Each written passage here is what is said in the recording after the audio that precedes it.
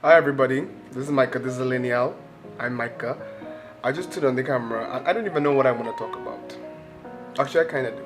I just watched a video by a YouTuber named Alice. I'll have her channel linked below. And the video was called Alternative Self-Help is Brainwashing You. She articulated some feelings that I have been having and that I have been struggling with when it comes to self-help content, self-help like schools of thought, things that just create cognitive dissonance in this brain of mine. I have recently begun experimenting with, I would call it Stoicism. Not I would call it, that's what it's called, Stoicism. And I recently started rereading a self-help book that I got when I was a teenager from my sister. Shout out to my sister, it's your birthday today, April 23rd, yes. I recently started rereading that book because I have horrible insomnia right now. It's currently 4 a.m. Too many details.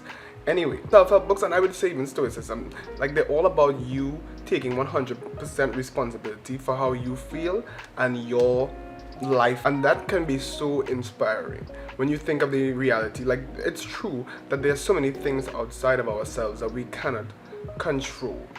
It's important to recognize and make peace with the things that we cannot control, because I made a video previously talking about I learned the secret to happiness, and I said that the secret to happiness was acceptance, and it's still true, but radical acceptance and radical passivity is not a good solution either. I've been having trouble like balancing those two schools of thought in my brain, because there are things in life, systems that are just not fair. I'm a Caribbean content creator. Social media apps don't really think about us, and I recognize that that is outside of my control, just like the Stoics say. But then I also recognize that it's a social injustice.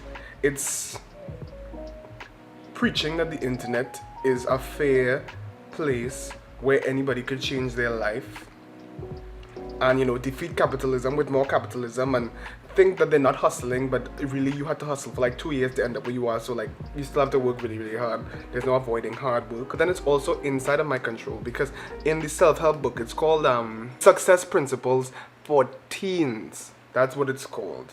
I should go get the book. Yes. This is the self-help book that I'm reading. I love the fact that this matches. That's cute. But it says for teens. I got it when I was a teen. I'm 24 and it still applies to me 1000%. A point that this book made that I like, but I also don't like. It says that everybody has limitations, but it's how you react to your limitations that determine where you go in life. So don't blame, don't complain. And I think that is all well and dandy to a certain extent. And the book even cited, like, you know, racism being like a limitation that people face. You know, people rising above it or whatever. But you can't use Michael Jordan or Oprah when they are like outliers in their respective communities. You can't use outliers to make points like that. You can't say because Beyonce is Beyonce, American black artist can rise to the top because she did it, so anybody else in the world could do it. It's not true. It's an oversimplification of the reality, and then it just encourages this mentality that if I work hard enough I could get what I want, which sounds smart. It sounds like it makes sense. Like, obviously, like that's the tenet of capitalism. That's like meritocracy summarized right there. If I work hard enough, I can get what I want. But the thing is, these limitations that I feel like this book is trying to gloss over, they make you have to work harder than hard. And the thing is, everybody has a limitation, and that was a point that was also made in the book. So everybody has to work harder than hard in a way.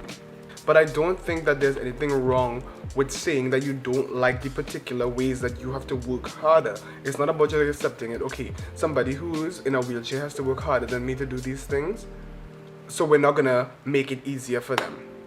Okay, this black artist has to work harder than a lot of their white counterparts. We're not gonna investigate the system and see if there's remnants of, not even remnants, but like you know, if there's systematic racism anywhere in there. We're just gonna say like that's your struggle, that's part of it, and move on. And that does not sit well with my spirit. Stoicism and self-help, I feel like they're all about equanimity. They're all about being, calm inside so that the chaos and the craziness of the outside world doesn't get to you. But I don't think that there's anything wrong with being angry. And that was a beautiful thing that Alice said in her video. She said, what if anger is self-help? And that's something that I've really been struggling with because I've been so angry. Recently I've been angry at the TikTok algorithm because it only shows my videos to people in my direct geolocation in Trinidad and Tobago, and it upset me, and I made a video about it, and then I stopped using the app in terms of posting content because I didn't like how I felt by being angry and by saying that something was unfair. I felt like, why am I doing that? I'm poisoning myself. And if I continued reading this, I probably would have gone down that same route of thinking that my anger was a poison. But my anger is justified because these systems, these apps tout fairness, but it's not really fair. And it's not just about accepting that it isn't fair because it's outside of my control. It's about saying that this isn't fair. Sorry, but I'm going to say something that sounds really, really bad. But I think that that type of acceptance is a slave mentality. Like, it's a slave mentality, just accepting everything that comes your way. It doesn't make sense. If somebody skips you in a line, are you just going to accept that? Should you just accept that? No. If somebody is rude to you, so you just accept that, well, they're outside of my control, they're probably having a bad day, I shouldn't tell them that they're being rude. No, I don't agree with that way of thinking. Like, that is not productive, anyway. That's not a way to live, honestly, where you just say nothing at all times because you're so concerned about disturbing your own peace. Your peace has already been disturbed if somebody was rude to you. And there's nothing wrong with telling a rude person that they're being rude, and maybe for the future they should consider not being rude. And I think that that is my issue with Stoicism and self-help.